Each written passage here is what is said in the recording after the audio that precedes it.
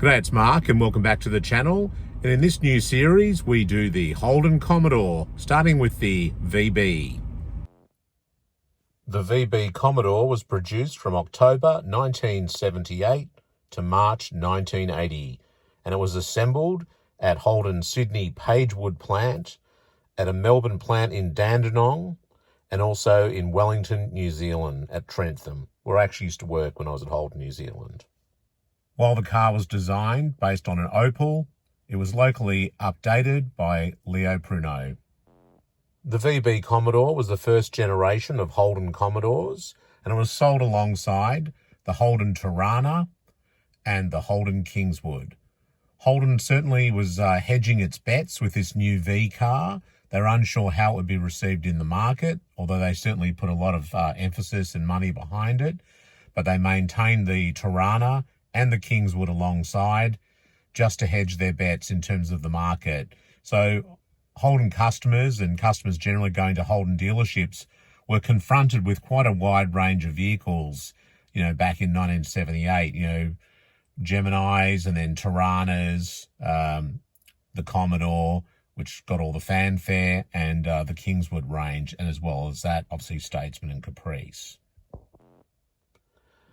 The car was a Holden version of the General Motors V body, the V78 platform, and it was developed primarily as the Opel Rekord.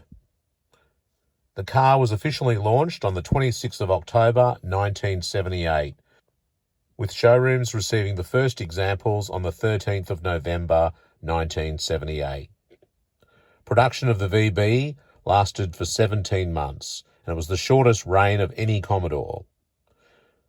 The VB Commodore was effectively a successor to the Holden HZ range, although as I mentioned, most models in that series continued to be produced until the introduction of the facelifted VC on the 30th of March 1980. During its time in production, the VB Commodore became the top-selling Australian car, and it also won in 1979 the Wheels Car of the Year award, with the media praising the car for value for money and its engineering sophistication, particularly from a handling perspective. Although it's fair to say that the biggest, Achilles heel of these cars were the powertrains in terms of engines and transmissions, which were really carryovers from older generation Holdens.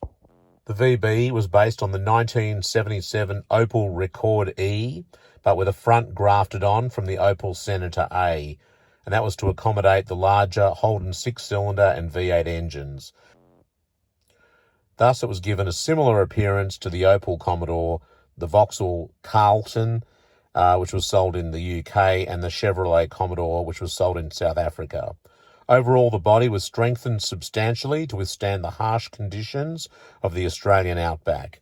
And I do remember when I was at Holden, plenty of stories where the body shells on early models had cracks because of the lack of, strength, and they had to be heavily reinforced. So in some ways, it kind of reminds me a little bit of what happened with Ford with the XK Falcon, where they really just had an American car, offered it in Australia, and then things like the suspension weren't up to scratch.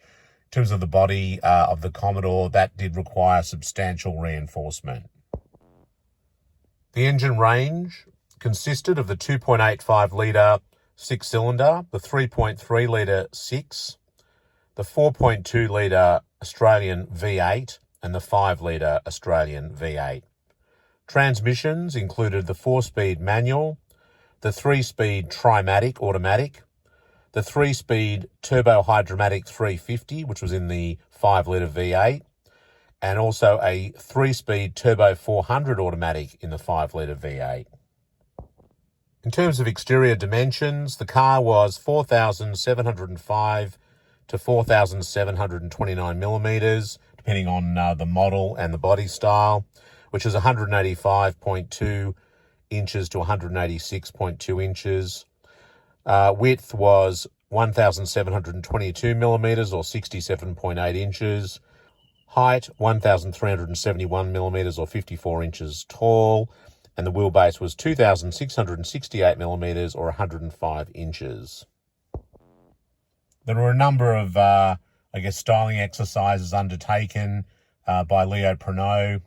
He's a great chap, I must say. I've known Leo, and he and his team. He was head of Holden Design.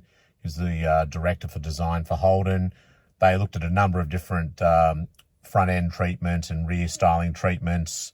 And there was even a plan at one stage, and I don't know whether this was an Australian plan. I take it was more of a global plan, but there was even a concept to widen the V-car platform, and I think that would have actually been far, far more successful, although it would have added weight, which would have been potentially an issue for the engines, because Holden really did have some issues with the fairly old technology engines. I mean, the V8s had been released in the late 60s, and the six-cylinder engines, they were just really developments of engines that went way, way back to the 50s and 60s. So those engines would have struggled with a wider body. But if you look at this rendition here of a styling mock-up, I think the car looks particularly good, and it kind of reminds me of what Mitsubishi did in Australia with the Mitsubishi Galant when they actually widened it, cut it straight down the middle and widened the vehicle to make the Mitsubishi Magna, which was a very, very successful car. So I think actually some of the issues that the Commodore faced in later years up against the Falcon, because at this stage I should mention that the Commodore's competition in 78 was the Ford Falcon, which would have been the Update XC, and the Chrysler, the Valiant. Now, certainly these were much older generation cars compared to the Opel, which was a 77 release vehicle, and a 78 Commodore for Australia. So that was a new generation of car coming up against an older generation of Falcon and Chrysler. But, Ford was set to launch the XD Falcon in 79. And down the track, that became a real issue because Ford was able to offer a larger package with equal or better fuel efficiency, and that became an issue with Holden. So if they had have actually looked at this wider design, if they were able to widen the car, I think that would have also offset Ford's advantage in that in terms of size and packaging. So as I mentioned, the dashboard and the interior were largely unaltered from the Opel Record, except for some details. For example, the indicator stalk was moved to the right-hand side of the steering column in line with what was commonplace in Australia.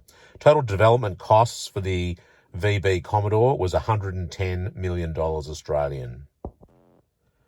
Now, the Commodore represented a major shift in thinking for Holden, since it was significantly smaller than the previous full-size family car, the Holden Kingswood, but visually similar in size to the Tirana and the Sunbird sedans. And as I said, Holden continued those on alongside the Commodore, sort of hedging its bets. But really, the Tirana became somewhat redundant. It essentially came about in response to the 1973 oil crisis and the need to produce more fuel-efficient cars.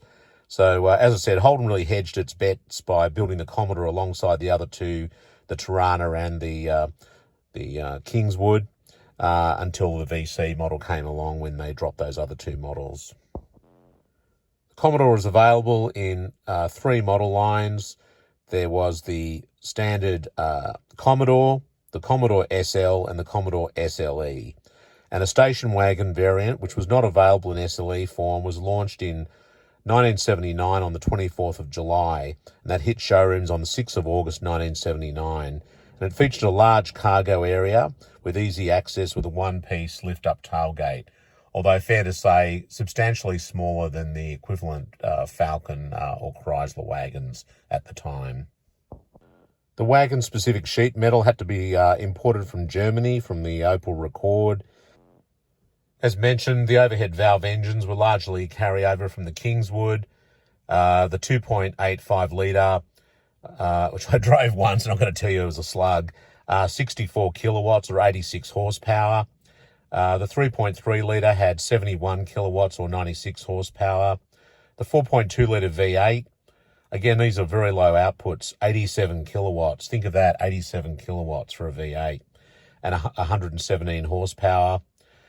You could also get dual exhaust, though, on that engine, and that produced 96 kilowatts or 129 horsepower.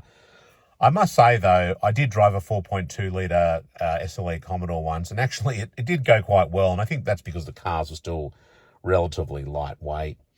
There was also, the pick of them was the 5 litre V8 that had 114 kilowatts or 153 horsepower. And then with dual exhaust, that increased to 125 kilowatts or 168 horsepower. That was definitely the best engine of the range. All V8s came with power steering as standard, and the station wagons, there was no alloy wheel option.